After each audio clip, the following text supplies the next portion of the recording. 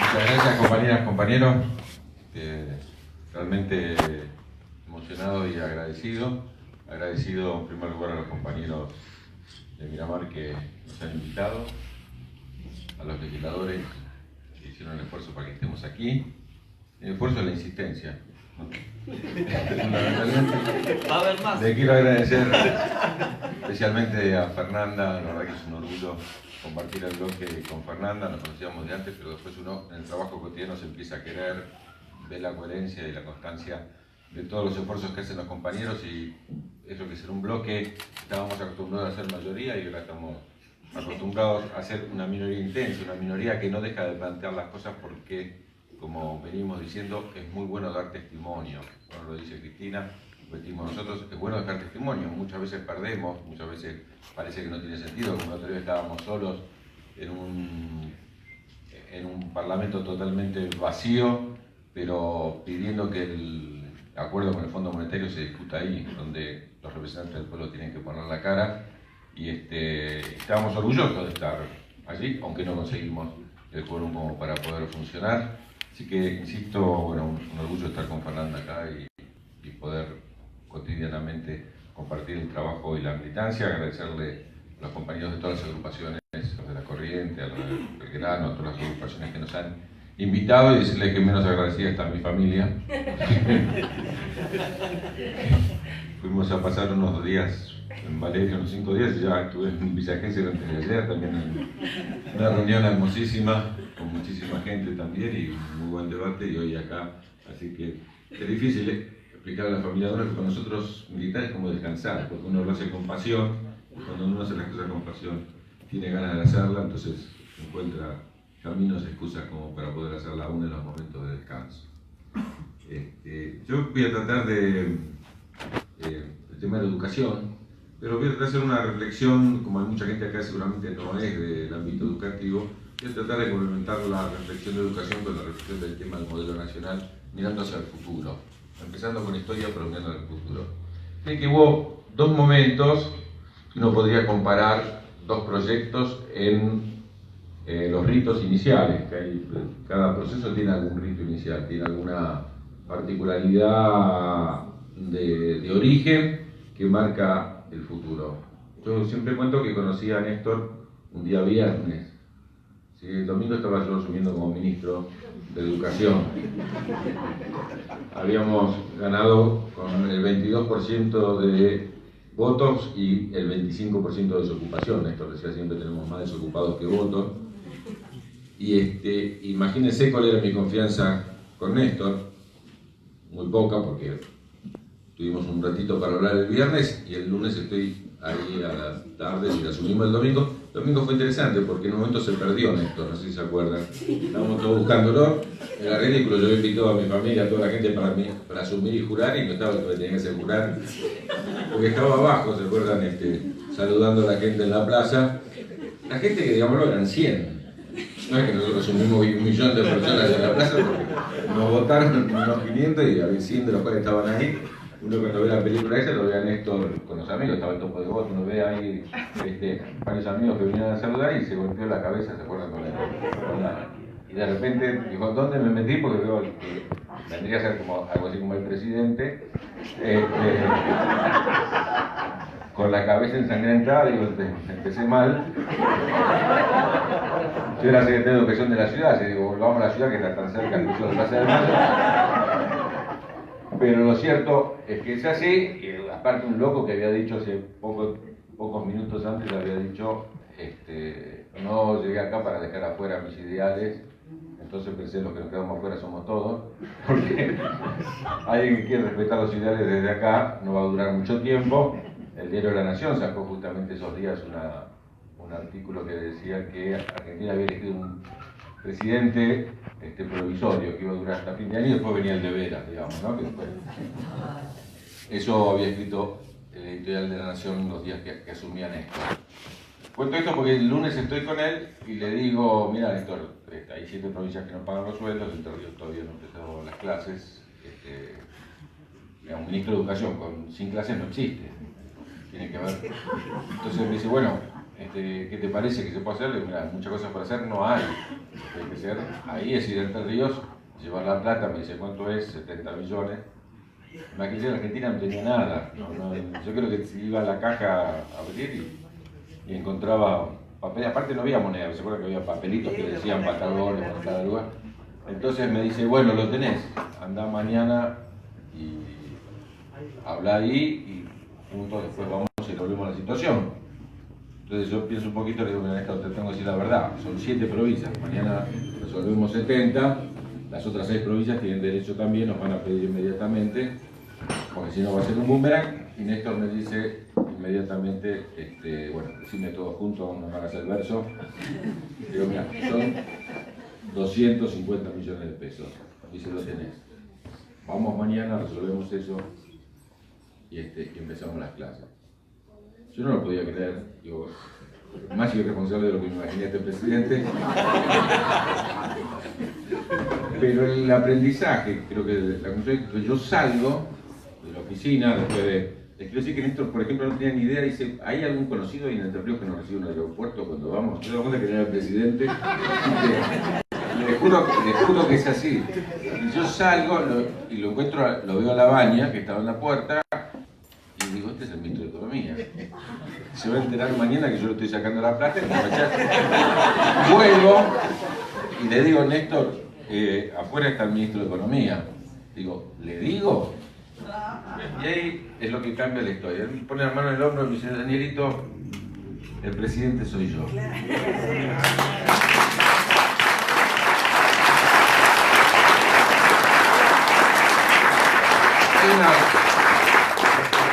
Una vieja frase que le dijo Clinton, en realidad es más vieja, pero él dijo un momento, es la economía, estúpido. Y ahí entendí que no es la economía, estúpido, es la política.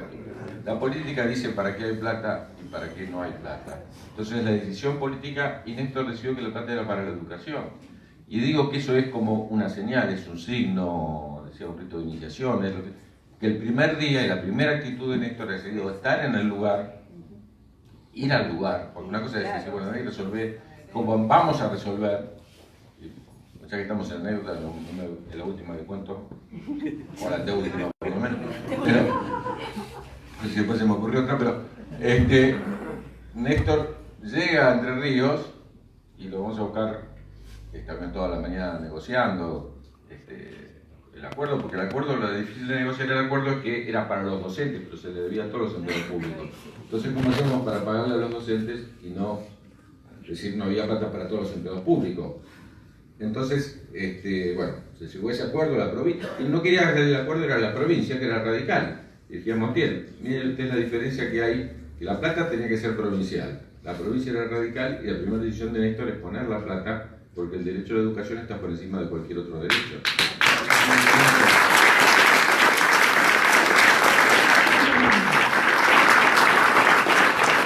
Entonces, nosotros hemos acordado con CETERA y con ATE hacer el acto en un teatro público en La Plata, que está en Paraná, en la Plaza Central, con la gente ahí delante, que aparte cuando se enteró que venía Néstor y todo eso no lo podían creer, y había miles de personas que empezaban a salir a la plaza, y el gobernador Montiel no podía ni pisar ese lugar, imagínense, era el culpable de todo eso. Entonces cuando llega, baja del avión, Montiel de un lado, yo del otro, y Montiel le dice, vamos a firmar esto en la Casa de Gobierno. Yo escucho que dice eso y le digo, Néstor, arreglamos con los sindicatos, firmarlo en un lugar público con todo el mundo.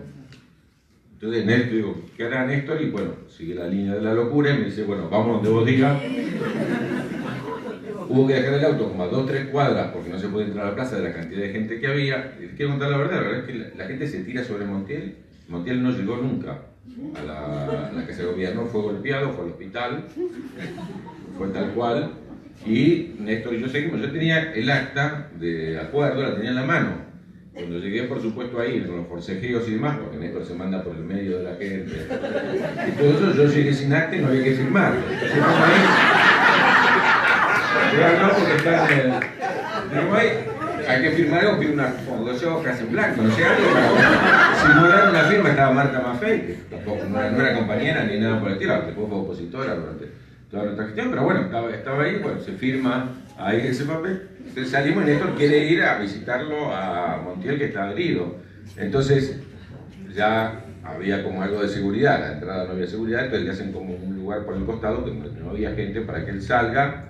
Yo voy por ahí, por ese lugar, y veo que Néstor no se tira en el medio de la gente y sale por el medio de la gente en ese contacto que no perdió absolutamente nunca. Esa es la imagen de Néstor. ¿Cuál es la imagen de Macri del primer día? Recordémoslo. La imagen de Macri el primer día es que va a San Juan. San Juan fue la segunda proyecto que vamos a devolver los salarios y va a devolverle las retenciones a las mineras. ¿No? Y el mismo día anuncia también la devolución de las retenciones a los sectores del campo. Entonces, cuando uno mira un modelo y mira el otro, hay varias razones. Primero, uno se lo da a los trabajadores, el otro se lo da a los sectores concentrados de la economía. Segundo, uno lo hace de cara a la sociedad, de cara al pueblo, de cara a la gente, y el otro lo hace solamente rodeado de sectores del poder. Pero también eligen dos modelos distintos. Porque en última instancia lo que se discute hacia el 19 es que nosotros tenemos que definir, y no es fácil, el modelo productivo del país, el modelo de desarrollo del país. Entonces Argentina tiene dos alternativas y por eso la educación está en un eje central, la ciencia y la tecnología, lo decía Fernando recién, están en un lugar central de la preocupación nuestra. Si uno elige un modelo de lo que se llama competitividad espuria, ¿sí?, que es la que está eligiendo Macri, quiere un país competitivo, pero en base a dos aspectos fundamentales. El deterioro del salario, el deterioro de las condiciones de trabajo, un trabajo esclavo. Si uno puede competir, como compiten países de Oriente, con salarios esclavos, digamos, con condiciones de trabajo que no existan, o como ya, la verdad que tiene un intelectual que define muy bien lo que hace falta para ese modelo, el Lilita Carrió, que dice propina y changa, digamos. Es decir, si tenemos trabajadores que viven de propina y de changa, no tenemos problema. Ese es un modelo de competitividad. El otro modelo de competitividad está basado para un país para 10 millones de habitantes. Es un país agroexportador, un país que puede... Creo que ayer de vuelta Macri metió el tema del litio como si fuera eso. Para tener una idea de cuánto cuesta la exportación del litio en bruto y cuánto costaría, cuánto ganaríamos con la exportación de batería de litio, si las manufacturamos acá. No para tener una idea de la diferencia entre una mirada y la otra, ¿no?, que es totalmente distinta. Entonces, por un lado está la competitividad espuria basada en el deterioro del trabajo o el deterioro del medio ambiente, ¿no?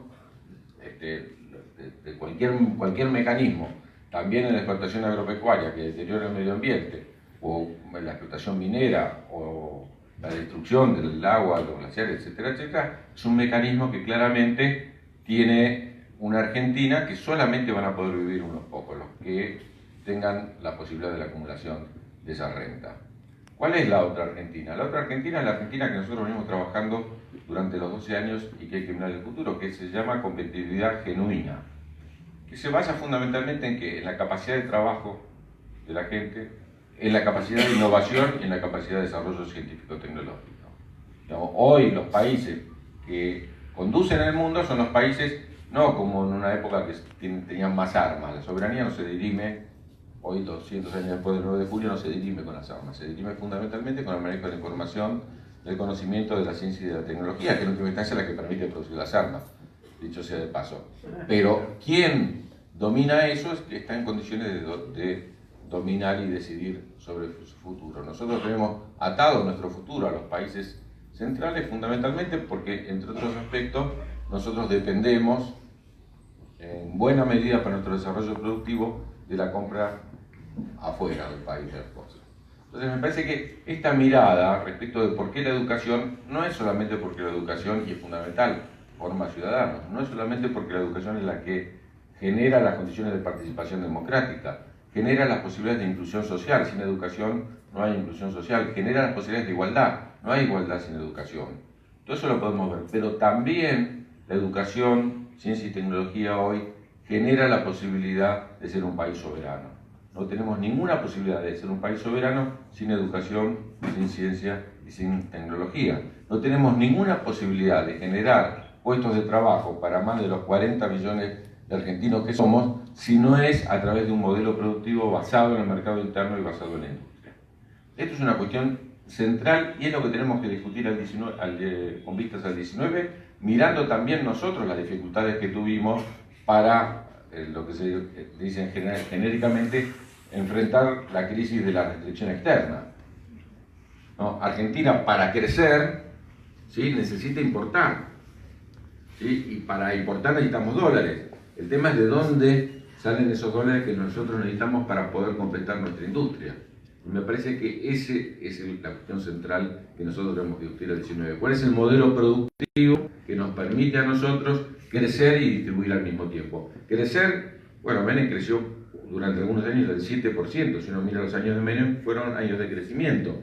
Pero uno mira la desocupación, pasó del 6 a lo que decíamos, al 22. ¿Sí? Hay distintos modelos de crecimiento.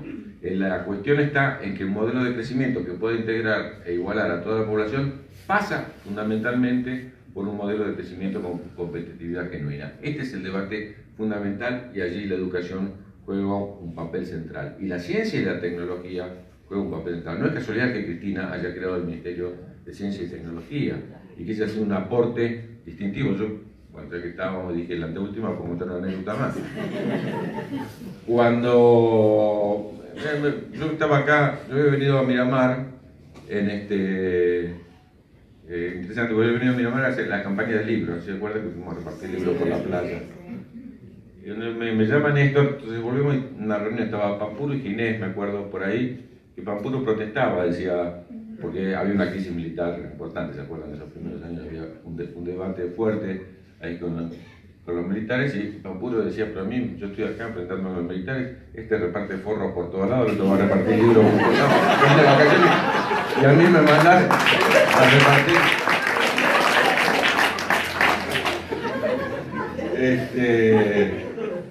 Y Néstor me dice, mirá, te llamo porque mañana va a haber una reunión en el Ministerio de Defensa y necesito que vos digas algo ahí. Digo, yo en el Ministerio de Defensa, si algo tengo que ver, si no, pero se va a discutir de dónde vienen, a quién le compramos los radares. Argentina está en la discusión de la radarización, se va a discutir, y si cada una de las Fuerzas Armadas tiene algún acuerdo con algunos quieren que se compre en España, otros quieren que se compre en Francia, otros quieren que se compre en Alemania, y nosotros lo queremos fabricar acá. Entonces, como cada fuerza tiene su relación y quiere. Entonces digo, pero para eso está Pampuro. Y me dice, no, lo que pasa es que Pampuro tiene relación con ellos, más difícil. Y me viene aquí afuera, vos sos el ministro de Educación, pero Ciencia y Tecnología también, estaba todo junto. Así que andá, y digo, yo te juro que no sé lo que es un radar. Vos vas. Y bueno, así que yo me fui a la reunión al otro día, asustado, yo en un rinconcito, escuchando a cada uno que explicando radares 3D, 4D, bueno, todas esas cosas que yo no entendía nada. La reunión duró toda la mañana y cuando termina, digo lo que me dijo esto, mire, les quiero decir, le agradezco mucho todas las opiniones, todas las ideas, yo soy el ministro de Educación, pero también de Ciencia y Tecnología, lo vamos a hacer con Ciencia y Tecnología nuestra, lo va a construir el INVAP. Esa decisión, que se llevó que a los 3 años lo construya el INVAP, es lo que permitió el desarrollo de la industria satelital, es lo que permitió.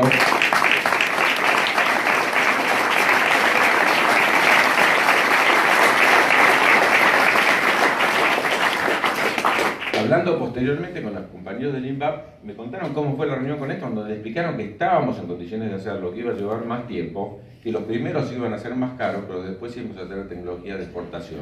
Y en vez de exportar soja, o en vez de exportar trigo, carne, íbamos a exportar toneladas de tecnología. Así fue, pensemos en el Perón y cómo Perón comienza con la energía atómica. Bueno, también como ministro, junto con Julio De Vido, estuvimos en Australia. Pocas veces me emocioné tanto cuando inauguramos la primera central nuclear que exporta Argentina a Australia, ¿no? Para uso pacífico, para uso medicinal. Bueno, fue la exportación más grande de tecnología hasta ahora en la historia argentina. Ahora Argentina acaba de vender nuevamente a Holanda, nuevamente el INVAP, acaba de vender el INVAP, hay que hacer la denuncia, está pagando el sueldo 3 veces, no tiene para llegar a fin de mes. Es el centro de producción tecnológica probablemente más importante de América Latina, público, porque es del gobierno de Río Negro, del gobierno nacional y de las universidades. Sin embargo, está pasando esa crisis. Ahora, si no había alguien, como lo fue Perón en el 45, que pensara en el futuro y cómo nosotros estábamos en condiciones de desarrollar tecnología que después nos permitiera exportar también esa tecnología, sin lugar a dudas eso no hubiera sido posible. Entonces, quiero ir a una segunda cuestión de la educación. Es que los cambios en la educación, me gustó mucho, dijo el compañero, que en realidad nosotros hicimos la ley del salario docente, que no se cumple, la ley de financiamiento educativo, que no se cumple, ¿sí? Hicimos la ley de educación sexual, que no se cumple, ¿no? Para son leyes que no se cumplen, la ley de educación nacional, la ley de educación técnica, que no se cumple. Y ahora, ¿por qué voto esto? Leyes que nadie discute, sino que todo el mundo discute cómo hacemos, porque ahora que... Es interesante, entonces alguien escuchó mi introducción de la discusión del voto, digo, los mismos que cuando propusimos la ley de educación sexual, que eso corresponde a la familia y no al Estado, ahora que nosotros decimos, bueno, demos el derecho a las mujeres a que puedan decidir, nos dicen educación sexual. No, era lo mismo, digo, ¿con qué cara me miran a mí? Porque yo estaba ahí el día de que se aprobó. ¿Con qué cara me miran los que me decían que yo era totalmente loco? Porque aparte se los queríamos poner y se los pusimos en la escuela privada también. Porque no puede ser que unas escuelas tengan y otras no tengan. Entonces era un horror meternos en escuelas que tenían gestión privada, que tenían su creencia religiosa y que nosotros les digamos la educación sexual que tenían que tener. Entonces, en ese contexto, lo importante cuando uno hace leyes de esta naturaleza es que tengan alto nivel de consenso, porque como en el caso de ciencia y tecnología, lo que decíamos del 45 en adelante y lo que es del 2013 en adelante, son cambios de mediano y largo plazo. Y quiero dar un ejemplo, nuevamente refiriéndome a la educación, pero pensando en el 2019. Cuando nosotros, la ley de los 90, la Ley Federal de Educación, lo recordarán ustedes, prohibió las escuelas técnicas. No existe ningún antecedente en todo el mundo que se prohíban las escuelas técnicas, ¿no? O las suprimió, como queramos llamar. Pero, por ejemplo, acá en la provincia de Buenos Aires había GB1, GB2, GB3, polimodal, había llamada TTP, Trayecto Técnico Profesional. Y era una educación mirando al mercado. ¿Qué era el trayecto técnico profesional? Uno le decía al director, le decía al supervisor, quien fuera, el ministro de Educación de la provincia, le decía, preguntale a las empresas que están cerca qué necesitan. Y vos hacés, entonces, orientaciones, por eso se llamaba TTP, que eran móviles. Me acuerdo, en Córdoba, yo trabajaba para el Sindicato Docente de Córdoba, un director me cuenta la historia, que había una fábrica de cerámica, entonces se ponen a hacer cerámica. Ahora, uno forma en 3 años. Los TTP tenían 3 años. Dicen, ya ingresaron los primeros técnicos en cerámica que nosotros formamos en los TTP, la empresa ya cerró. La educación no puede mirar al mercado, el mercado es cambiante, el mercado todos los días pide otra cosa. Por eso nosotros, desde el peronismo, tenemos la idea de educar para el trabajo, no para el mercado de trabajo. Es una dimensión totalmente distinta, educar para el trabajo, para la dignidad del trabajo. No, acuérdense, ¿no?, que es Perón el que pone nuevamente el trabajo en los libros de lectura. Hasta el 45, nuestros libros de lectura hablan de el campo, la vaca, composición, tema de la vaca, ¿no? Digamos, ese es el tema central. Se coloca el trabajo, entra el mameluco a los libros de lectura cuando el peronismo lo pone como un eje central para el futuro. Entonces, cuando nosotros asumimos, después de esto de las escuelas técnicas, los primeros que me vienen a ver como ministro son los empresarios, antes que los sindicatos docentes. ¿Sí? Y a decirnos, mirá, por ejemplo, la industria textil, la Fundación Proteger, que es la de toda la cadena de valor de la industria textil, ya tenemos 3 ingenieros textiles por año. Y la industria textil, como ustedes saben, fue la primera en recuperarse de los 90 y reemplazar importaciones por trabajo nuestro. Y tenemos 500.000 trabajadores y 3 ingenieros textiles. Entonces, rápidamente, por eso nuestra ley de educación técnica es del 2005 y la ley de educación es del 2006. Tendría que ser exactamente al revés. Uno hace una ley de educación que incluye la escuela técnica. Nosotros salimos urgente a elaborar la ley de educación técnica, ¿sí? Porque lo grave es que se había destruido la educación técnica y que nadie había protestado, porque no había industria. Entonces, ¿para qué queríamos técnicos? Si la escuela técnica es de todo el día y cuesta el doble. Entonces, en ese sentido, nosotros volvimos a trabajar en el tema de la educación técnica. Pero quiero plantearlo para hoy. El tema de la educación técnica, estoy diciendo, lo discutimos en el año 2005, 2006, empieza la discusión para cómo implementarla, 2006, 2007, 2008, se empieza a implementar. ¿Cuándo salen los primeros egresados de esa escuela técnica? ¿No? 6 años tienen, o 7, ¿no? 2013, 2014. Si uno mira los diarios, los últimos años son los primeros años que crecen más las carreras de ingeniería que las carreras sociales. Entonces, qué casualidad, miren. No, no es que casualidad, es que salen esos técnicos, empiezan a ser ingenieros. ¿Cuándo van a egresar esos ingenieros? Bueno, en el 2022, en el 2023. Si eso que nosotros pensamos en el 2005, que es para el 2023, en el 2023 no hay más industria en la Argentina, y porque sigue este gobierno, toda esa inversión y toda esa transformación, todo ese cambio que hicimos no existe más. Hubiera sido mejor no haberlo hecho, porque si de vuelta el ingeniero tiene que trabajar de taxista, no es mejor taxista por ser ingeniero. Entonces, ¿para qué esa inversión? Entonces, uno vuelve a plantearse que estos temas de la educación, donde yo decido en qué invierto, y digo, invierto en educación, si no es lo mismo que invertir en planes sociales. Yo invierto en educación, estoy invirtiendo en un modelo de país. Un modelo de país que se basa fundamentalmente en dos ideas. La idea del desarrollo y del crecimiento autónomo y la idea de la igualdad. Y volvemos a pensar, si el modelo de Macri es un modelo de una minoría muy ilustrada, ¿sí? Porque para conducir hace falta una minoría ilustrada, y una gran mayoría descualificada, ¿sí? Si esta es la idea, tiene razón Macri cuando dice los que caen en la escuela pública. Los malandros caen en la escuela pública porque es los que no se pueden agarrar de esa educación privada del IF, que hasta los 90 no había. La Argentina, hasta los 90, hay que decirlo, cuando iba a la universidad privada es que la cabeza no le daba. ¿No? Pasa a la privada porque le pasa a comprar el título. Esa era la idea cuando yo era chico. No, nos subimos a la escuela pública, a la universidad pública con orgullo porque era la mejor. Después el deterioro que trataban de hacer y después que no existía en la Argentina, porque ir a la Kennedy, por ejemplo, era como ir a la Pitman. Digamos, no era una cuestión de orgullo.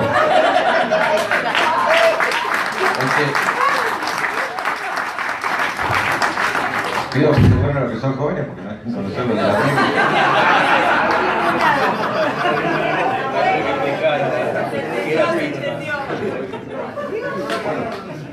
No, simplemente esto lograron crear entonces la Universidad de Itela, la UCE, universidades pequeñas para el IT en cada uno, la Favaloro en el caso de medicina, para cada especialidad, formar una pequeña elite y a la gran mayoría, si no va a trabajar, si vamos a tener el 25% de desocupación, miren la estadística que salió ayer, de cada 10 puestos de trabajo que se crearon desde que subió Macri, 8 son del mercado negro. De cada 10, 8 son precarios. Entonces, ¿qué capacitación necesito? Si yo le doy más capacitación de la que necesita, como diría nuestro amigo, no sé si es menos malo, no sé cuál de los dos Bullrich son igualmente malos, o un Bullrich es peor que el otro, no sé. Pero bueno, el que dijo, por ejemplo, fíjense ustedes, si un ministro de Educación se presenta y dice, no me miran como ministro de Educación, sino como gerente de recursos humanos. No, que es lo contrario que estamos diciendo nosotros, educar para el mercado. Y él dice, no, orgulloso, dice, mírenme como gerente de recursos humanos. Hay que decirle una primera cuestión del peronismo. Mira, si es humano no es recurso. Porque ellos tienen la idea de que hay recursos materiales, hay recursos financieros, ¿no? Y está el recurso humano, un recurso más, que lo podemos eliminar, o convendría que cueste menos, es que ¿cómo bajamos costos en algunos de los recursos. Digamos, esa es la idea central que él planteó en ese momento, que es todo lo contrario de lo que podemos plantear nosotros respecto del modelo educativo. Porque, insisto, nosotros estamos mirando como modelo educativo todo lo que hace a la construcción de ciudadanía, pero principalmente lo que hace a un modelo de desarrollo. No hay modelo de desarrollo autónomo, no hay modelo de desarrollo con igualdad, si no es con educación, con ciencia y tecnología. Yo creo que este es el eje central, este es uno de los debates principales que tenemos que hacer hacia el 19. Y para terminar, sería dos o tres cuestiones que me parecen centrales más políticas y menos tomando lo educativo. Yo creo que es verdad, uno podría estar horas hablando de lo que se hizo del 2003 al 2015. ¿Sí? Pero yo creo que eso fue uno de los defectos nuestros del 2015, fue hablar demasiado de lo que hicimos y poco de lo que íbamos a hacer. Eso me gustó con los compañeros acá de General Alvarado diciendo, bueno, lo que estamos planteando hoy es lo que vamos a hacer. Porque si en realidad hicimos todo bien, no tenemos programa hacia el futuro. Digamos, tener programa hacia el futuro implica en un punto, decir, ¿qué cosas nos quedaron pendientes? Nos quedaron pendientes, bueno, algunas cosas porque nos habremos equivocado, otras cosas por el tiempo. ¿Sí? Y otra cosa porque desde el 55 que no teníamos un proceso de esta magnitud, de esta naturaleza. Entonces hay que mirarlo, no tenemos que mirar nosotros con miedo que nos digan que le faltó hacer tal cosa o tal otra. Y yo voy a decir, nos faltó tomar el tema de la ley de educación superior. ¿Sabe, Fernanda? Yo estoy ahora empecinado en que nos faltó la ley de cultura. Estuvimos con Fernanda la semana pasada con 70 personalidades de la cultura para discutir la de cultura. Nos faltó. Lo quisimos hacer, estuvimos a punto, pero no pudimos. Entonces, no es que entonces nosotros, cuando está bien que no lo hayamos hecho, no. Ojalá lo hubiéramos hecho, pero como no lo hicimos, nos quedó.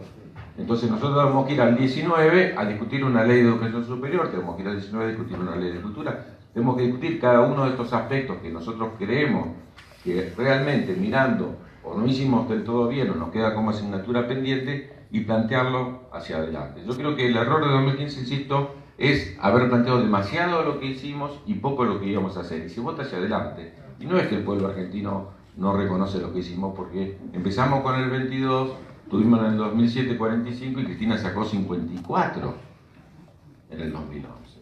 54, nadie sacó eso en la Argentina. Entonces miren si se reconoció o no lo que se hizo durante todos esos años. Y lo sólido que es que les cuesta tanto al gobierno de Macri tirarlo para atrás. Le cuesta tanto tirarlo para atrás. Entonces, estamos seguros de lo que hicimos, pero el tema es qué vamos a hacer. Yo creo que la discusión hoy, acá, es qué vamos a hacer en General Alvarado, qué vamos a hacer acá en Miramar, Machido, qué vamos a hacer en Mar del Plata, qué vamos a hacer en cada uno de los lugares. No se puede decir a nivel nacional qué se va a hacer en cada lugar. Y nosotros discutir un programa nacional también, que tiene que ver con las leyes que ya estamos proponiendo. Lo esperamos nosotros hasta el 2019 para decir que lo estamos diciendo con las propuestas nuestras, con el debate nuestro. Insisto, porque el debate del 19 no va a ser un debate del 2015 bis. Y si es así, estamos mal. Tiene que ser el debate sobre las propuestas.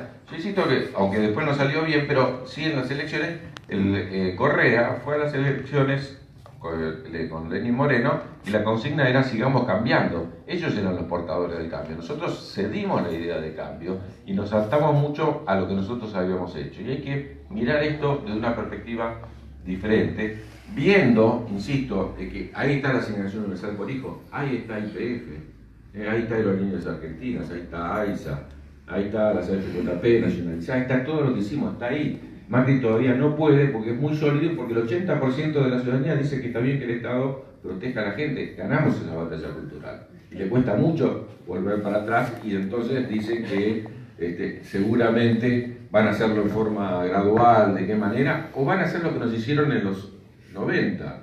¿Qué hicieron en los 90? No se destruyó el estado de bienestar en Argentina, seamos claros. Primero se transformó el estado de bienestar en un estado de malestar. Y después se privatiza. No nos confundamos. Primero hay que hacer que esa jubilación no sirva para nada y después decir, bueno, si no sirve para nada, que sea privada. Si nosotros no podemos conseguir un teléfono, después privatizamos los teléfonos. Y si no me llega la luz, bueno, privaticémosla. Y, digamos, primero, para poder privatizar el estado de bienestar que Argentina construyó después del peronismo, claramente se transformó en un estado de malestar. Y es lo que se está haciendo ahora, deteriorando todo lo público hasta que, como decía Neusta en aquel momento, lo público, doña Rosa, ¿para qué queremos el Estado en esto? Pongamos los privados que seguramente lo va a resolver y el Estado y el privado lo va a resolver para el 10% de la población y va a marginar el 90%. Yo termino señalando, pues no sé si habrá algo de pregunta, debate o lo que diga, pero me parece un eje que es central, que nosotros, seamos sinceros, hasta el 14 de diciembre del 2017, ¿sí? Teníamos como un cierto escepticismo. Y al 14 de diciembre de 2017, bueno, Fernando, ¿vos ya estabas como diputado o asumiste ahí? ¿Vos estabas? Bueno, pero a mí me tocó asumir el 10 y por suerte ser denunciado el 14. Por dos denuncias, una por impedir la sesión esa y otra por pelear y pegar la gendarmería. Ah, sí. Me imaginan a mí. Me sobreestima, esa me honra esa, pensar que le puedo pegar a un gendarme. Pero nosotros pensábamos mucho en el 2023. Muchos compañeros decían, bueno, ¿cómo hacemos? Esta está perdida, vayamos al 2023. Pero yo creo que el gobierno haya creído que tenía un cheque en blanco y que eso le permitía entonces arrasar con los derechos y que nosotros hayamos sido tan firmes ese 14 de diciembre y el 18 de diciembre en el Congreso. Fíjense ustedes que el 14 no tuvieron quórum y el 18 tampoco. El 18 sacaron 127 votos. No sacaron ni los 129 que hace la mitad más uno. con los gobernadores, con la coerción, con la corrupción, con todo lo que eran que presionaban, no consiguieron la mitad más uno. Ahí yo creo que cambia la historia argentina, creo que claramente esos días, esa represión, la lucha en la calle, los cacerolazos, modifican la mirada y modifican la idea de que era imposible cambiar las cosas en el 2019. Y la política, sí, la alianza entre la calle y el Congreso, hace que en la elección de Tarifa nosotros tengamos 133 votos. Lo que tendría que haber sido siempre, nunca tendría que haber perdido la oposición, porque la oposición tiene la mayoría. No, solo ganan ellos. Fíjense que en las tarifas ni siquiera fue votar Carrió y todo el bloque de Carrió. Ellos sacaron 95 votos. Dice que está claro que si la oposición hubiera sido coherente, no le hubiéramos pagado los fondos buitres. Si la oposición hubiera sido coherente, no hubiéramos aprobado el presupuesto con el 10% de inflación, que ahora parece ridículo, ¿no? Pero bueno, es decir, cuando la calle se hace una alianza con el Congreso, empieza a cambiar la historia en la Argentina y el Congreso empieza a marcar también, junto con las luchas cotidianas, una historia diferente. Y hoy está claro que se puede en el 2019. Hoy está claro que se puede, está claro que nosotros nos podemos ganar, y depende de cómo lo hagamos nosotros. Hasta diciembre era como lo hacían, y si lo hacían bien, yo creo que seguían. Hoy ya no importa cómo lo hacen ellos, porque ya lo hicieron mal. Ahora depende del campo nacional y popular cómo llega al 2019. Si somos capaces de tener grandeza, somos capaces de tener pluralidad, somos capaces de tener la posibilidad de convocar a todos, de tener las mejores propuestas, si somos capaces de resolver democráticamente la decisión del programa y de los candidatos, yo creo que no hay ninguna posibilidad que no ganemos en el 2019. Y esto me parece que es importante verlo, porque a mí me gusta retomar la idea de García Linera cuando estuvo en Argentina, no sé si se acuerdan, lo escucharon, que él planteó es interesante, él vino a la Argentina y planteó 10 autocríticas, no sé si lo leyeron o no lo leyeron. Solo vino a plantear autocrítica, había perdido Evo en Bolivia, había perdido en el Alto, que seríamos para que nosotros perdamos la matanza, ¿no? Y dijo uno, ¿por qué? Analicemos, y él analiza los temas de por qué se perdió y qué falta para hacia adelante, ¿sí? Pero retomando eso, él dice que los movimientos transformadores, los movimientos revolucionarios, no son movimientos lineales, ¿no? Entonces, él habla de la idea de que vienen como las olas, ¿no? Y me gusta esa figura porque siempre las olas vuelven, digamos, ¿no? No hay una forma de que no haya olas. Y que cuando él habla del movimiento transformador, que es un movimiento que viene en olas, me parece sustantiva esa idea, porque la elección de México, por ejemplo, de estos días, nos muestra que nuevamente la ola transformadora puede llegar más rápido de lo que imaginábamos, ¿no? Porque la ola de los 70 volvió recién en los 2000. ¿Sí? Pasaron décadas para que vuelva una ola transformadora. Tuvimos una en los 70 y volvió en los 2000. Pero si uno mira lo de México y mira lo de Lula en Brasil, la fortaleza que tiene, y mira la posibilidad que tenemos nosotros, México, Brasil y Argentina, dice, bueno, a ver si todavía esta ola de la derecha mostró que no tiene ninguna novedad y quiere repetir el neoliberalismo de los 90 en un mundo que cambió totalmente y fracasa muy rápido, y tenemos la oportunidad nosotros de cambiar. Entonces,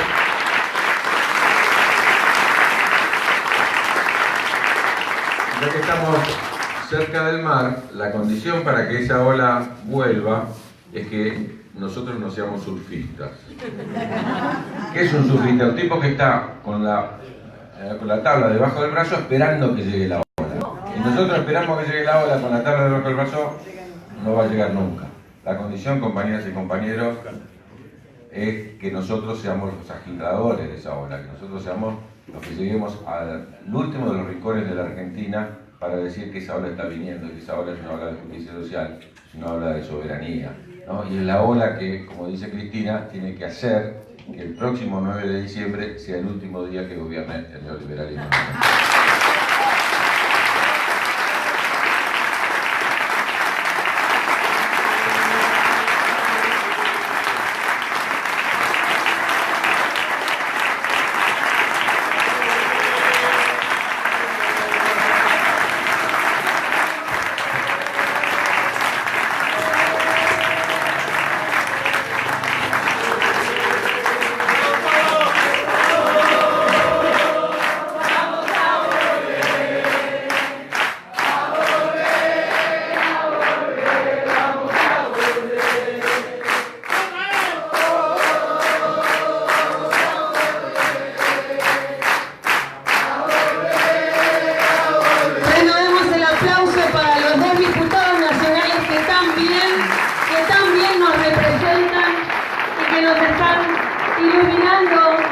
para que esta ola vuelva con más fuerza